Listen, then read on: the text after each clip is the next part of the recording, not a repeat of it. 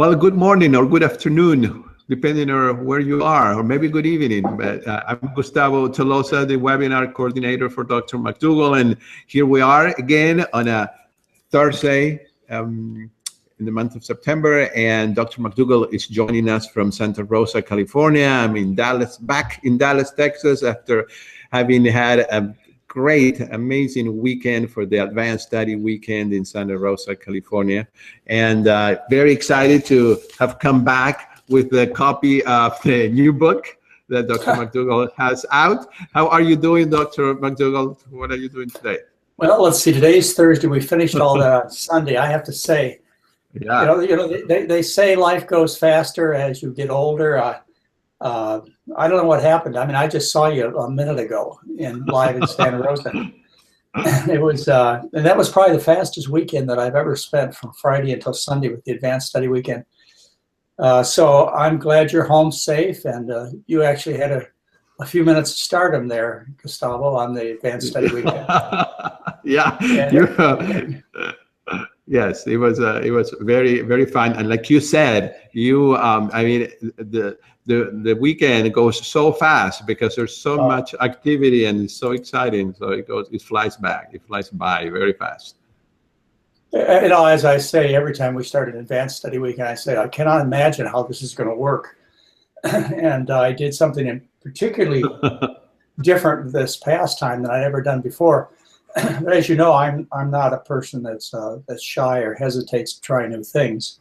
No. So yeah. So what I did this last weekend, and I didn't know how it was going to work out either. So I invited 5 of the future doctors, which would be Tom Campbell, Craig McDougall, Anthony Lim, who's our medical director, Matt Letterman, and Alona Paldi. I invited the 5 of them to be on stage to tell us how their individual practices are going. And that means taking care of a Zoom Prime or Zoom Care up in Portland, which my son is doing. Anthony Lim, I think, was the happiest of all of them because he's working at the McDougall Live-In program where people do as they're told. And Letterman and Paldi, they're helping Whole Foods develop a national medical system based upon Whole Foods.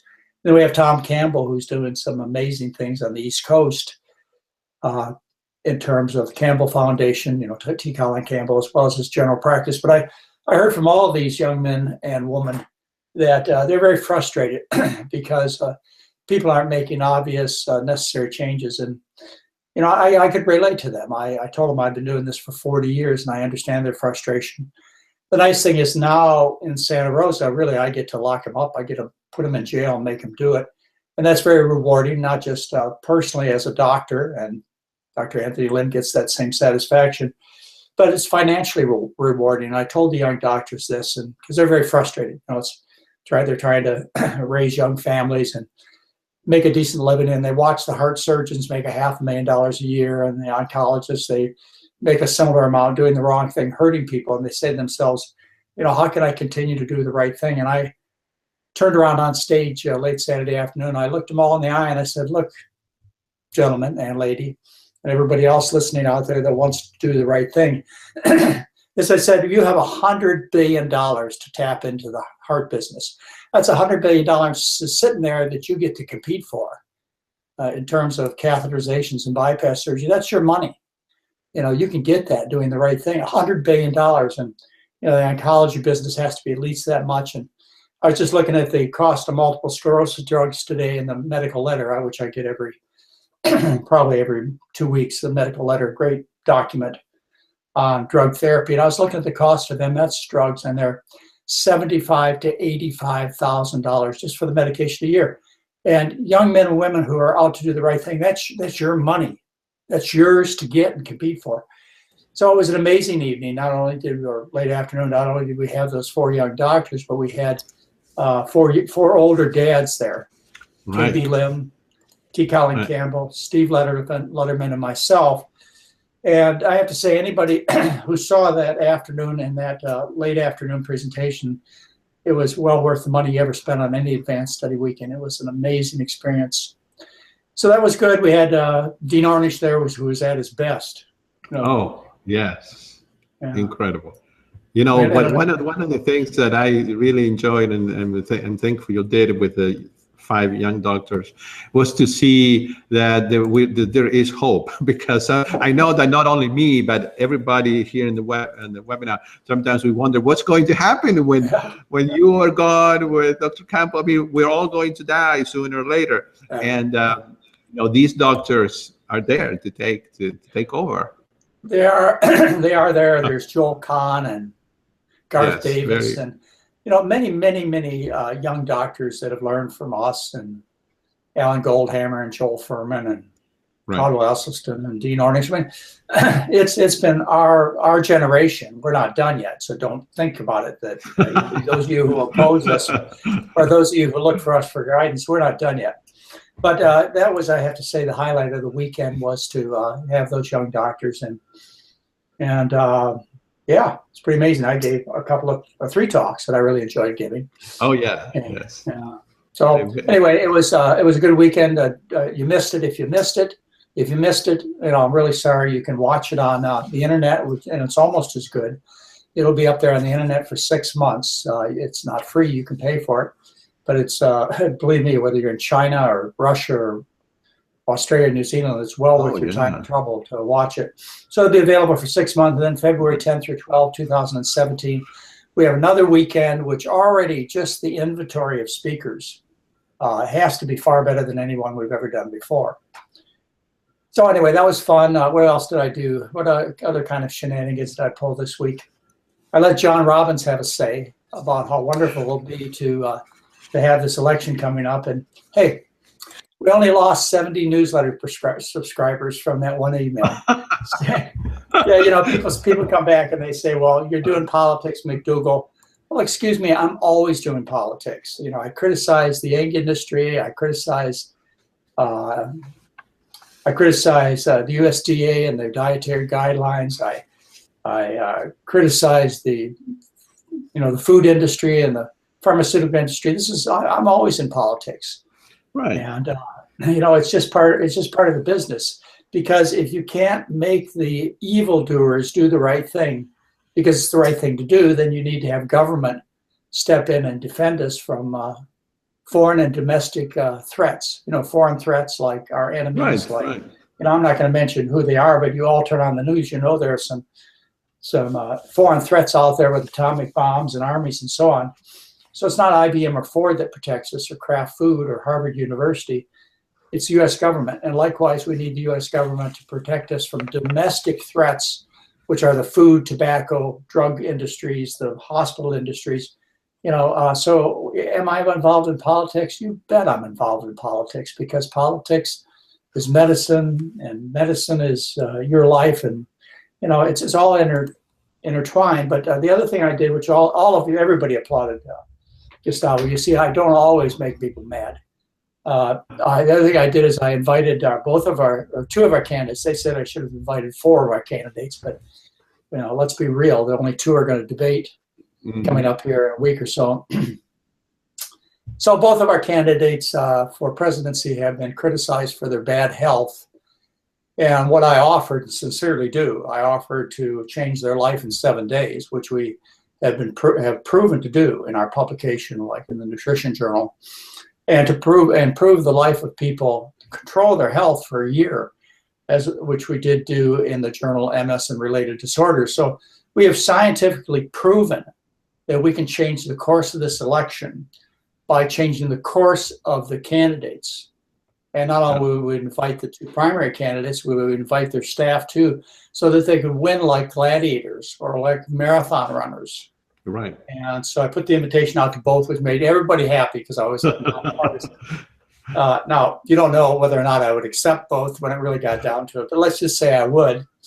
There's no doubt, and I put up our 42nd president, William Jefferson Clinton, as an example. There's absolutely no doubt in anybody's real mind as to whether or not we could change the outcome of this election by giving the health and endurance and strength to one of the candidates, preferably, or both of them if we needed to give them the strength to show this country and the world that we are we are the right stuff. Americans are the right stuff. Now they look at us and they say, you're the fat stuff. You guys, 2/3 of you are overweight and half of you have heart disease. That's not the America that we need to know for the future. We need to know the American strong people. Anyway, that's what we did last week. You and me, Gustavo, and the rest of the McDougall crew, so to speak. Yes, yes. Well, the food, I have to say, as usual, was outstanding. And I'm always surprised. There's always something new there to try. Yeah, the food is really good. Which brings up one other thing that Mary wants me to mention to you. We had 10 rooms left on the weekend. She sold 2 since the weekend. There are only 8 rooms left for Kauai, Sheraton, which, by the way, is the best food of any of the advanced study weekends we've done in 23 years. And that's why we're going back to the Sheraton in Kauai in January of 2017. So there are 8 rooms left. And this is September, and the end of January is pretty quick. So what do you think? Do you think I should talk about osteoporosis a little bit, or? Yeah, yes. I think that this is a topic that interests so many people, and so many people are in pain, and they have questions, which thank you all for sending questions. I have them here, and we'll try to get to as many as possible. But, Dr. McDougall, I would like to ask you to do something for me and for everybody here. At the beginning of the Advanced Study Weekend, when in your first talk that you did, you described the START solution, or you described the McDougall program in 2 sentences, and I thought it was really good, brilliant. And so since we have new people every time here, it would be good for you to tell us in those 2 sentences what the McDougall way of eating is, the START solution. Right. We have to, and that's based on 2 quotes that I live by. One is, the truth is simple and easy to understand, and a picture is worth 1,000 words. So saying that, it's simple and easy to understand. The McDougall diet is a starch-based diet with fruits and vegetables. That's 1 sentence. And the second sentence is the McDougall diet does not contain animal foods or oils. That's the truth. It's simple and easy to understand. I mean, just those 2 sentences. But if you want the pictures, they're in the new book, and they're also on the website free under Dr. McDougall's Color Picture Book. So, it is so simple. A 5-year-old can understand it. It'll take you 20 minutes to go through the pictures on the website for free. They're in 24 languages. Well, tell us a little bit about osteoporosis and what causes it, and if it can be reverted, et cetera, et cetera.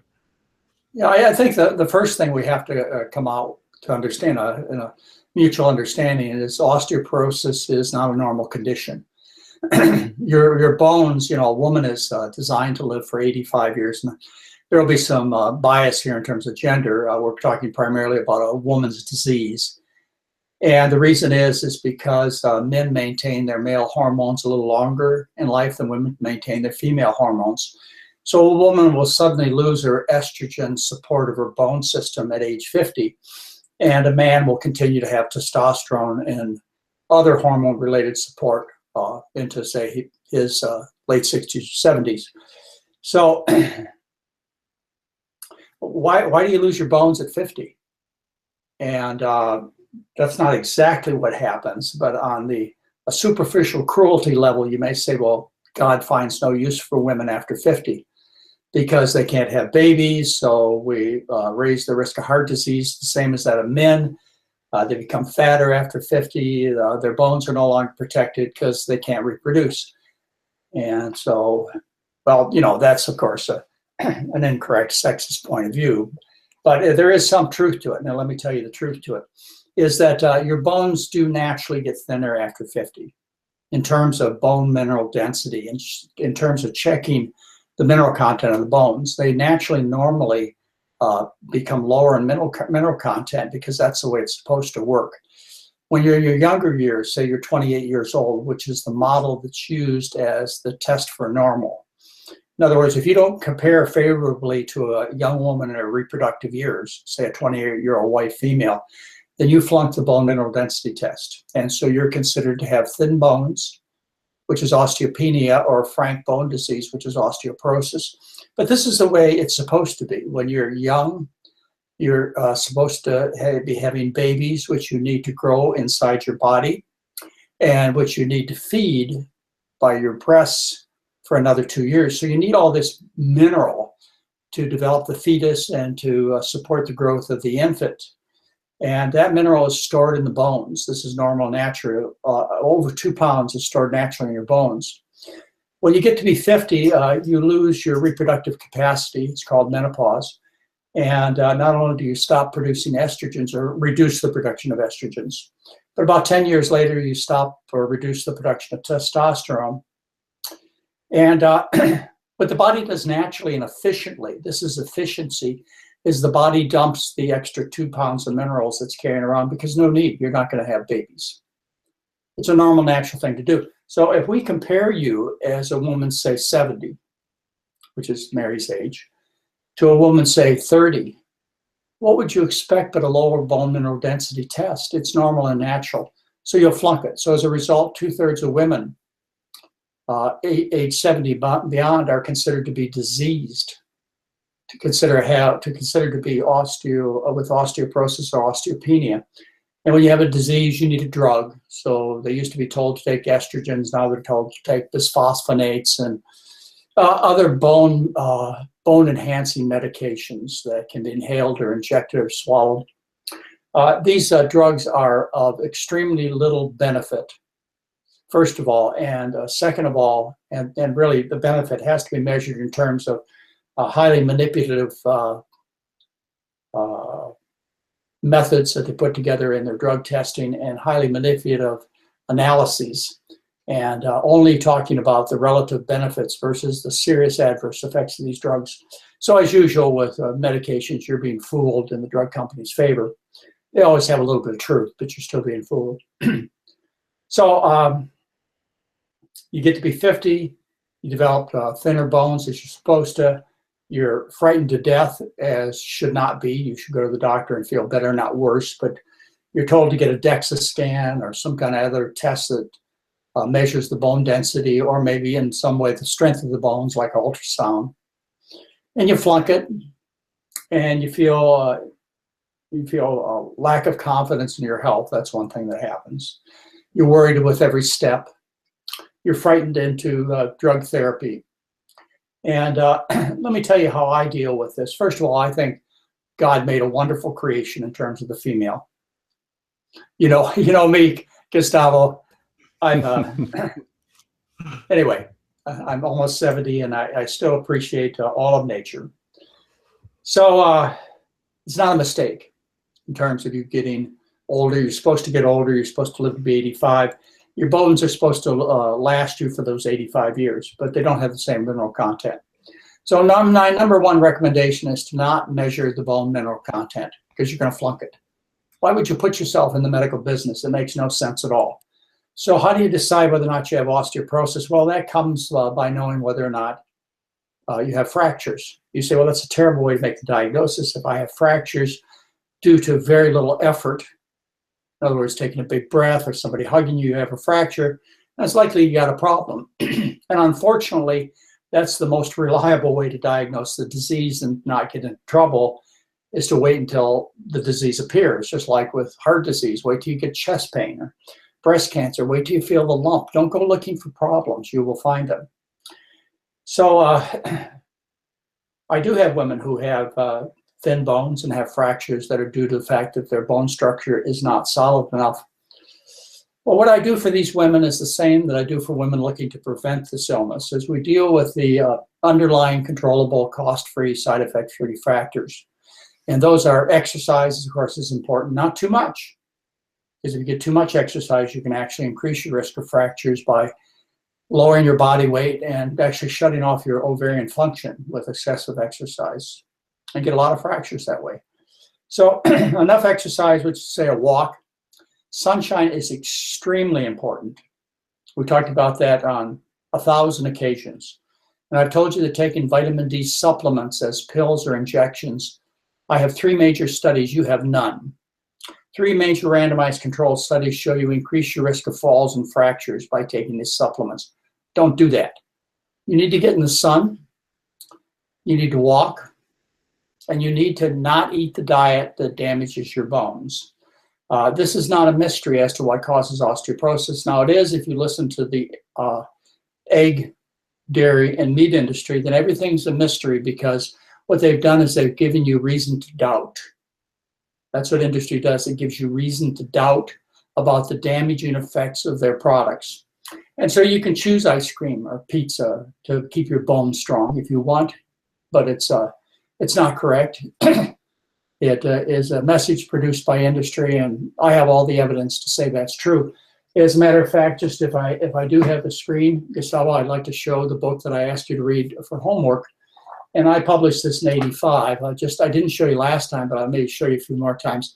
I have changed. So I wrote this book 30 years ago, 30 plus years ago. And we talked about cancer last week. We'll talk about atherosclerosis again, maybe next week, or heart disease, or kidney disease, or arthritis. You know, you read this book and you'll say, well, how do you know this 30 years ago? It's because the truth is the truth. It doesn't change. And I did a chapter on osteoporosis for you. I did a few updates. You can get this book in used bookstores, or you can also get either book by downloading it as a PDF file for a small charge on my site. You can probably get it for 50 cents at the used bookstore. This is the McDougall program for women.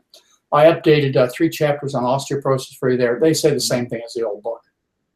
Right. Yeah. And then I did a newsletter for you, and let's see, I asked you to read it, but it was in 2012. Maybe I don't let me pull it up here, but it's January 2012. So I did an update newsletter for you. So all the information is there free. And what I told you about diet is this: there is a cause of osteoporosis. Don't let them kid you that this is some mystery or some genetic deformity of people. This is a disease due to diet, and the cause of the disease has been described for over 60 years. It's based on the acid ash theory of bone loss and bone building, published many, let's say probably 60 years ago. And much research goes back even into the 20s and 30s, 19. What it is this, is when you eat the American diet, you're eating a diet that's high in protein. That's the pitch to you. Eat protein, eat eggs, eat meat, eat poultry, eat turkey, eat fish, eat dairy. This is high protein. I mean, that's the nutrient that was sold to my parents and sold to you, even though there's never been such a thing as dietary protein deficiency. Like there's never been a thing such as dietary calcium deficiency. There's no such thing. These are just unique positions that the meat and dairy and egg industry have taken to study their foods. But when you eat all this protein, what happens is the protein has to be dealt with. Say you need 20 grams a day, you eat 120 grams a day. What happens to the other 100 grams a day? It's got to go someplace. You say, well, it goes into my muscles. Well, if it went into your muscles, you'd look like Arnold Schwarzenegger or Charles Atlas. Right. You look like a bodybuilder. It doesn't go into your muscles, ladies and gentlemen. What happens is protein has no storage depot. There's no place to store protein. So it must be gotten rid of. And it's gotten rid of through metabolism by the liver, and then primary excretion by the kidneys. And in the process of excreting through the kidneys, all these mechanisms were worked out, and I published them 30 years ago, and they're still the same, even though there is some lying going on by the dairy industry. And you can, if you want to trace it back, studies that seem to suggest otherwise, to again give you a little doubt, so you can keep eating your, chocolate fondue, whatever. But this high protein load causes a high filtration in the kidneys. You got to get rid of that protein, so you end up filtering a lot of protein with water and other solutes out of the kidney, and this pulls calcium out through this high protein load, which causes the excretion of everything, including calcium. There's also amino acids in protein. They're called sulfur-containing amino acids that paralyze the kidney tubules and prevent the nephrons from reabsorbing calcium. And animal protein is high not only in just proteins, it's high in sulfur-containing amino acids like methionine and cysteine. And these sulfur-containing amino acids, they break down into sulfuric acid. So the mechanisms are all worked out. Potassium hydrogen exchange mechanisms, things I learned 50 years ago in medical school. They're all there. The research is all there. It's all consistent except for the meddling fingers of the dairy industry, which try and create doubt by doing new studies, so to speak. So you eat this protein load and you excrete your bones into the urine, into the toilet. So you pee your bones in the toilet. Right. And in the process, what happens is the bones, they solidify in the kidneys and give you kidney stones. So there's the cause of osteoporosis. It's a high acid animal protein diet, plain and simple, no misinformation unless you want to manipulate the science, which industry has the money to do. And all of this is published in the medicine book and in the women's book and in other updated literature. See, we have our side of the literature too, which shows you the opposite of what gets published in the headlines because they have the money to do PR. And so yeah, the research is there and the contrary opinions. You just have to take the trouble to look for it. All right, so sunshine, walk, and eating a good diet, which is a starch-based diet with vegetables and fruits. You have to understand hip fractures do not occur, and you need to see this data before 1985, did not occur in countries that ate starch-based diets. There were no hip fractures in rural Africa, virtually no hip fractures in Singapore or Hong Kong or Japan or wrist fractures. And these things were rare to unknown when they lived on starch-based diets. Now, if you watch these countries or you watch people migrate from Thailand to the US or Ethiopia to the US, you see once they migrate here, they develop the same incidence of osteoporosis as whites. So it's all there. It's all uncontestable. All right, so you know how to prevent it. You know that you need to stop throwing gasoline on a fire once you get a disease. This is a reversible disease. We see people from Skylab who go up to the space station, who stay there for a year. They come back and their bone mineral density is decreased because they've lived in zero gravity situations. You bring them back, you walk them around for a while, their bones come back, the density comes back. Same thing with people who have fractures, say fractures of their arm, they're in a cast for 3 months, you take a x-ray or some other assessment of bone mineral density, it's decreased. You take the child out of the fracture, you move the arm and the bone mineral density comes back. So bedridden people, the same thing, on and on and on. The bones regrow and heal as they should if you stop the stressors. The stressors primarily are the animal food and the acids. All right, so one last thing I'm going to go into, and you can get all this out of reading the books and the newsletter. It's basically free. So you take somebody who has terrible osteoporosis. I say they've had a fracture of the ribs or the backbone. In addition to a healthy diet, putting them out in the sunshine, absolutely crucial, and a little bit of exercise, not too much. What else can you do? Well, one thing you can do is you can feed them antacids. Remember, this is a disease due to dietary acids, so if you feed antacids to people, like Tums, for example, which is calcium carbonate, you will reverse calcium loss, not because of the calcium, but because of the carbonate. It's the alkaline nature of the antacid. It could be potassium bicarbonate, or excuse me, potassium carbonate or sodium bicarbonate, or any antacid you could use, and that would reverse the calcium loss because you neutralize the dietary acids. It has nothing to do with the cation. It's everything to do with the anion, the base part. So I will give antacids. Tums just has to be convenient. It could be, it could be any other kind of antacid. And then the next thing I'll use is estrogen. I'll use the skin creams. Estrogen always reverses bone loss and makes bones stronger. But that's a tough decision too, because you're introducing some major side effects like breast cancer and uterine cancer. So you're trying to trade off, when you treat as a doctor with drugs, you're trying to trade off, and you hope that in the future you end up doing more good than harm to people. So there you go. That's my pitch on bone loss, osteoporosis, what you ought to do.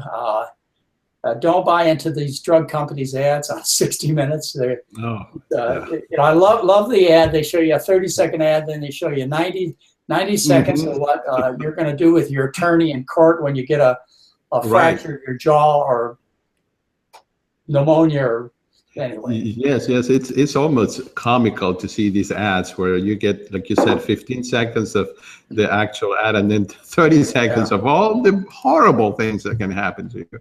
But it is very encouraging to hear, Dr. McDougall, that actually osteoporosis, that the bone regrowth, and that it can be reverted if you adopt a healthier diet that is not so acidic. Did I understand? That is correct. Yeah, okay. just like all other systems in the body, organs, tissues, and so on, body always tries to heal. You just have to stop the stimulus of disease. Like, for example, if you quit smoking, the lungs always try and heal. If you quit half a bottle of whiskey a day, the body always tries to heal. If you stop dropping a bowling ball on your foot every day when you go bowling, the bones will heal. Right. Okay. Could we do some quick questions? Sure. If you can hear me. Yeah. Okay. If I just chose some that I think have a short answer to go first. Here's one. Can heavy metals such as mercury affect osteoporosis? Oh, good question. Whether mercury can affect osteoporosis. Let me think about that. Not in my recent memory. Methyl mercury is, of course, very toxic to the kidneys and the body. But as far as some direct effect on bones, it may be there. I just not currently aware of it. All right. Let's see if I can think. Go ahead. Okay. How about, well, people are saying that they can hear both of us fine, so Good. That's good. How about being on thyroid hormones? Can that cause osteoporosis? Yeah, good question. And it's been known for over 30 years that overtreatment of thyroid with medication causes bone loss. And likewise, people with hyperthyroidism, in other words, naturally or not naturally, but certainly not normally, but their glands over-secrete thyroid hormone, they get bone loss, more bone loss. And so when you're treating hypothyroidism, which I do with levothyroxine, I don't use the animal gland extracts, natural thyroid, because of a whole bunch of reasons, but leave it to say that I just use the natural thyroid levothyroxine. And what I do and what other doctors do, standard therapy, is you guess based on the patient's weight what the right dose would be. And then what you need to do is follow up about 3 to 6 weeks later, get a repeat test, because it takes about 3 weeks for the levothyroxine, which is called T4, to become active. And then you check your TSH again and make sure you're not over-treating or under-treating. Yes, you need to be careful about thyroid. I do prescribe thyroid medication quite often. Yeah, it's the food. I can just tell you an observation, which is we've not published.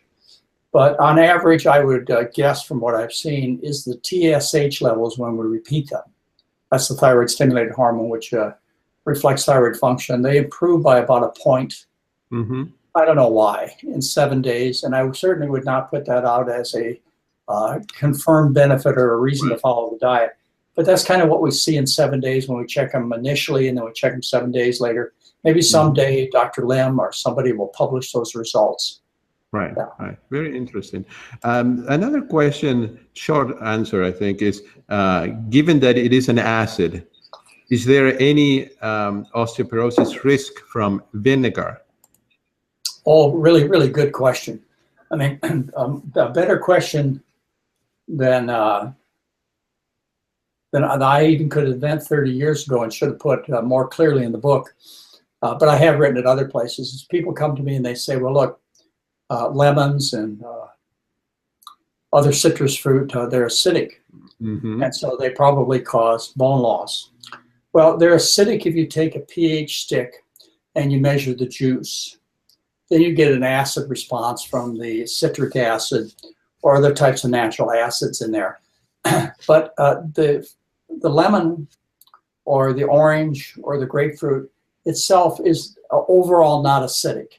If you take the whole fruit and you blend it, chew it up, and then some other way digest it, then what happens is it delivers an alkaline load. In other words, the juice may have a little acid in it, but when you measure what happens with pulp and the proteins and all the things that are in a lemon or an orange, you find out that it doesn't deliver an acid load, it delivers an alkaline load. So they're good for the bones. And don't get fooled. Many dietitians get fooled, and other people, they go, oh, well, if you're saying acid causes bone loss, then we have to stay away from lemons and grapefruits. That's wrong thinking. And I hope I've made it clear as to why it's wrong thinking. Right. But now lemons and let's say, like you say, but that's one thing. But to me, vinegar is a different thing, or is it the same? I mean, well, vinegar is just a weak acid. You're right. You wouldn't, if you just had pure vinegar, you wouldn't deliver their alkaline parts to the system. So yes, you could make a case that vinegar is just giving pure acid, but it's not that much acid. Not that much, right? Okay.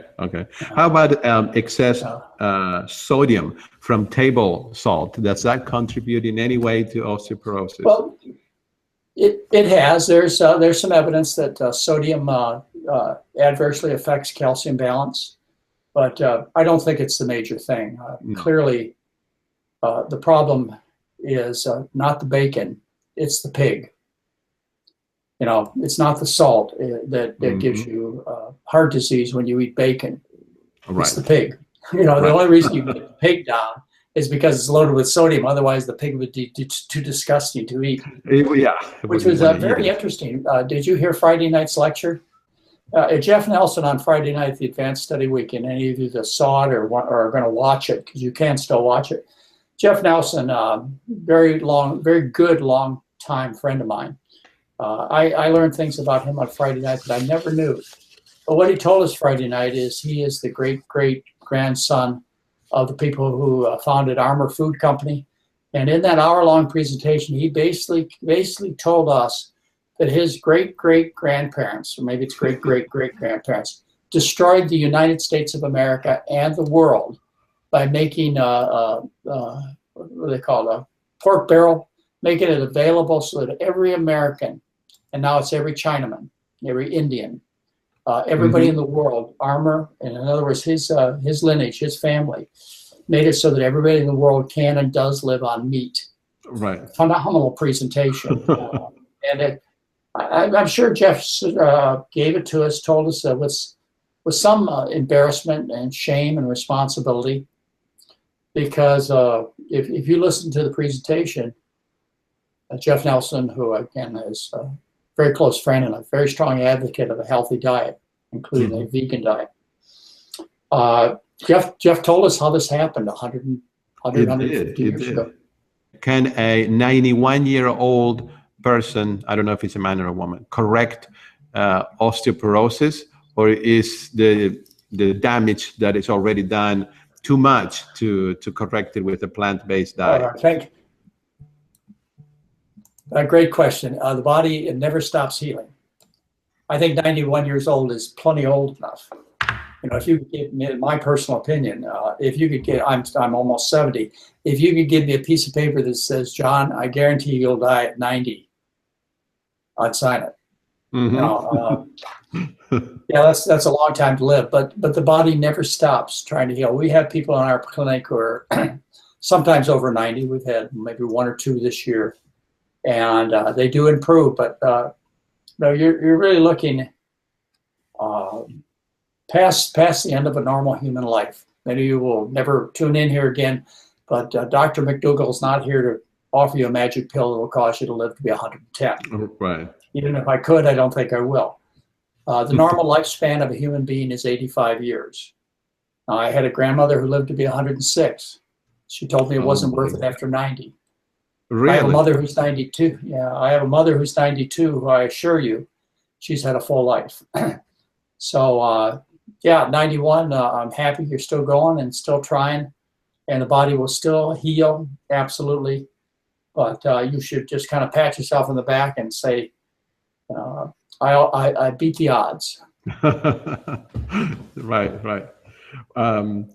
We know from what you said a few minutes ago that the main cause, of course, is diet and maybe lack of sun or exercise. But does coffee or caffeine or alcohol have any big impact, or should people not really worry about that?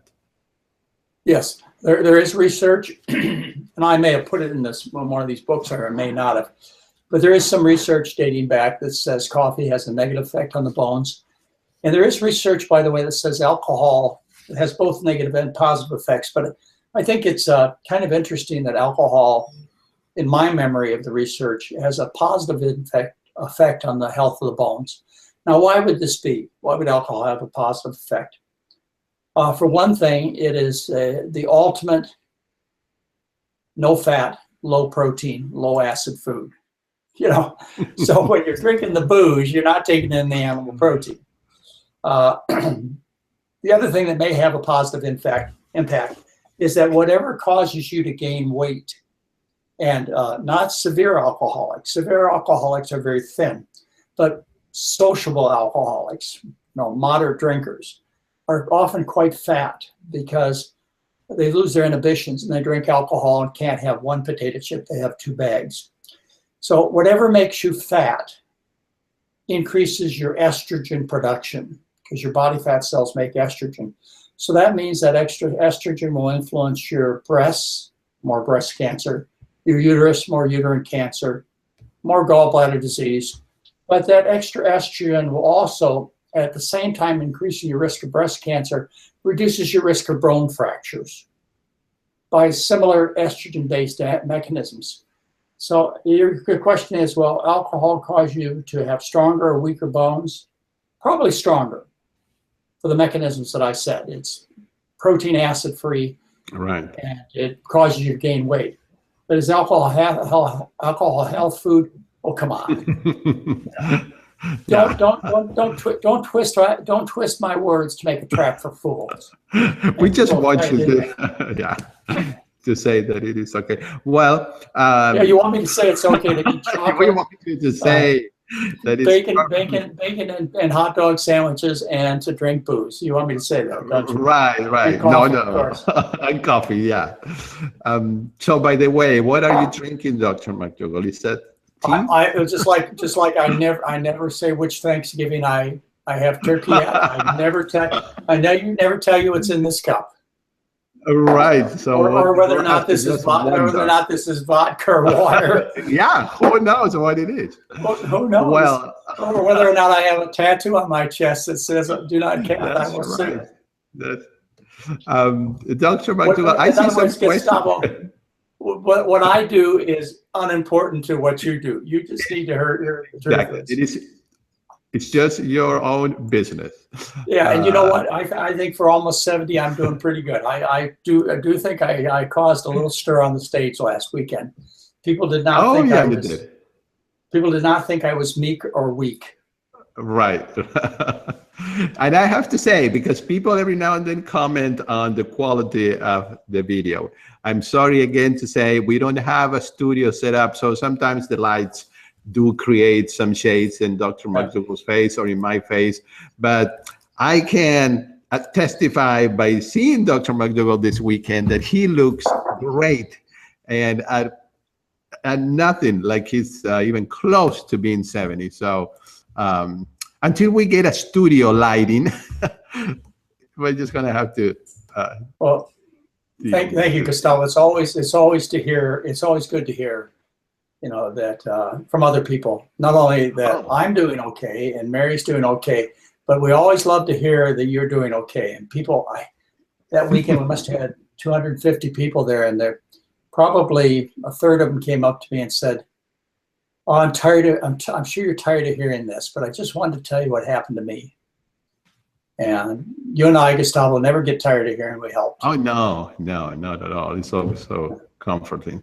I see a lot of questions that people are typing, but these questions, 90% of them are already answered in the reading that we sent you all. So make sure you check your emails, because you have access to Dr. McDougall's book for free. We're sending you the file with the chapter on osteoporosis. So I highly recommend that you all read that with the newsletters.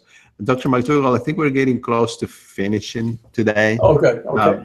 But can you just comment quickly on, there's some question about calcium supplements.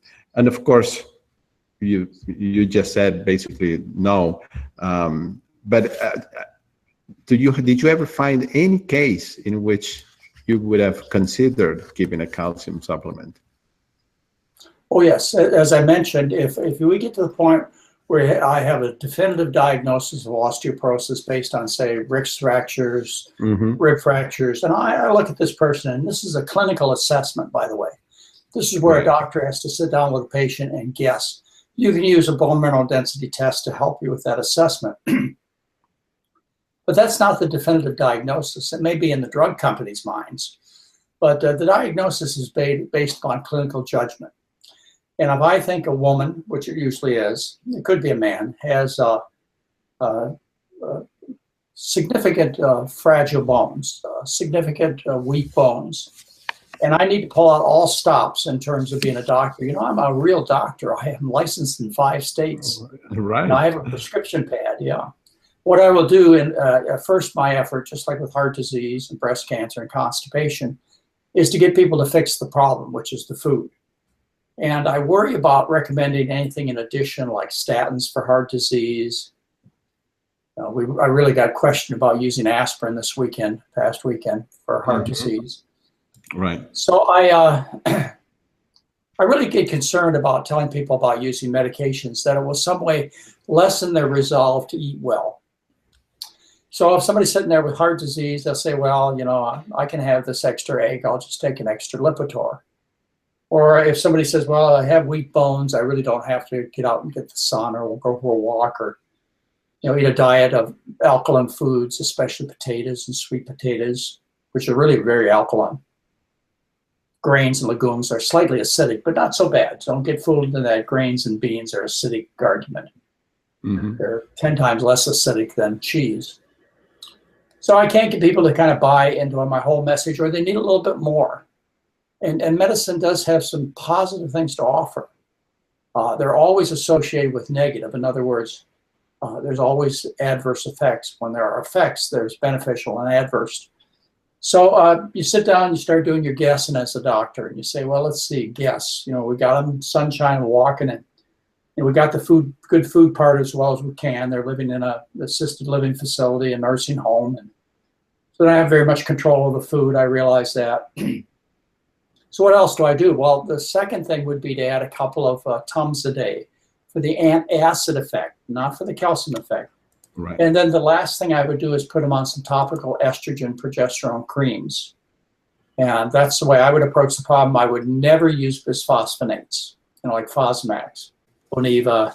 You know, I can't keep up with the names of these bisphosphonates, which are supposed to fix your bones, or nor can I keep up with the studies that show how dangerous they are. So I never use those. You would never use. You can find lots of doctors that do. All right. And you would never consider using injections like the Prolia or anything like that? I don't do it. Okay. I mean, it's just not part of my practice. Are there benefits? Yeah. Are there costs? Are there risks? Yes. But you won't find those recommendations coming from me. Why? Well, you know, that's not where my experience lies, for one thing. Some of those drugs are too new for an old doc like me. But I do read about the benefits and risks, and I assure you the benefits are minimal. The costs are huge. You would never be able to afford it if it wasn't for your insurance. And the adverse effects vary with the drug, but they're always there. Right, right. So, you know, you decide. Clearly, I can recommend cost-free, side effect-free approaches, which I always do. Go for a walk, a little sunshine, and eat a starch-based diet. No hesitation there. I can add a little antacid, a little estrogen, and sleep at night okay. But I can't do those other drugs. You can find lots of doctors who can. They have the sales reps in their offices, which of course, Gustavo, I've told you I miss. Right. Yeah, you know, those gorgeous ex-cheerleaders. Right. I have a tough life. Maybe sitting there feeling yes. So far, sorry for John. He doesn't get entertained by the beautiful young drug reps. That's the life of a diet doctor. My office staff doesn't get the pizza and donuts that are brought in or taken out to lunch by the drug companies. So we live a tough life we do here at the McDougall program. Oh, very tough. I can see that. Dr. McDougall, for the vitamin D, we did a while back, we did a webinar where you talk extensively about vitamin D. So those of you that are asking more questions about that, I highly recommend you go back to the website and look for that webinar on vitamin D. But just tell us in a sense, how long do you recommend someone to be in the sun? Well, it depends on how dark they are. Somebody really light like myself, that has to be in maybe 5 minutes. 5 minutes at noon, 3 times a week. It'll be enough on my hands and face. That's plenty.